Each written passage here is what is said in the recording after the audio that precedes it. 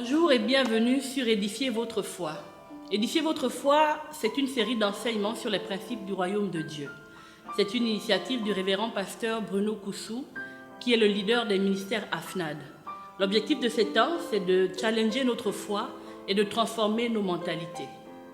Ce matin, nous voulons parler d'une dispute. Une dispute qui opposa les disciples de Jésus-Christ sur la question de savoir qui était le plus grand. La Bible nous rapporte que, après que le Seigneur Jésus leur ait annoncé qu'il leur serait bientôt enlevé, les disciples s'interrogèrent et ils se demandèrent lequel d'entre eux serait le plus grand, qui serait le plus important.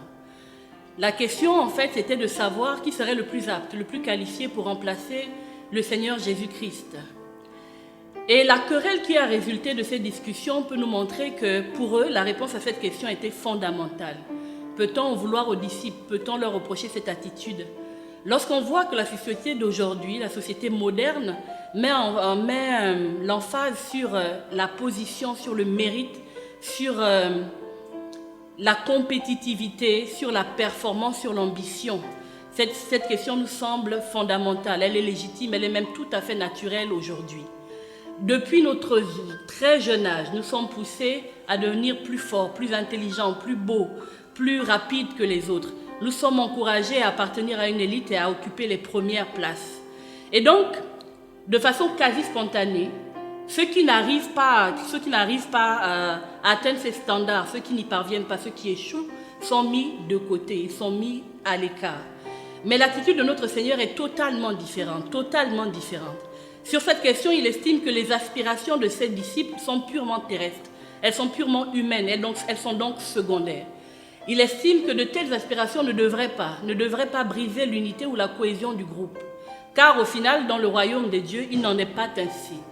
La réalité du royaume est toute différente. Dans le royaume, la véritable grandeur consiste à prendre soin des autres, avec humilité et dévouement. La véritable grandeur consiste à se mettre au service des autres. Et dans l'Église, parce que l'Église est l'image du royaume des cieux, dans l'Église, la logique humaine doit donc être renversée, complètement renversée. Le plus grand, c'est celui qui se considère comme plus petit que les autres. Et le plus important, c'est celui qui adopte l'attitude de serviteur. Dans ce texte, la volonté du Seigneur, ce n'est pas de réfréner l'ambition de ses disciples, non. La volonté de Jésus-Christ, c'est d'orienter leur énergie vers l'essentiel, vers le véritable challenge. Le véritable challenge, c'est l'amour du prochain. Nous sommes encouragés ce matin à trouver de la joie, à nous mettre au service les uns les autres. Que Dieu vous bénisse.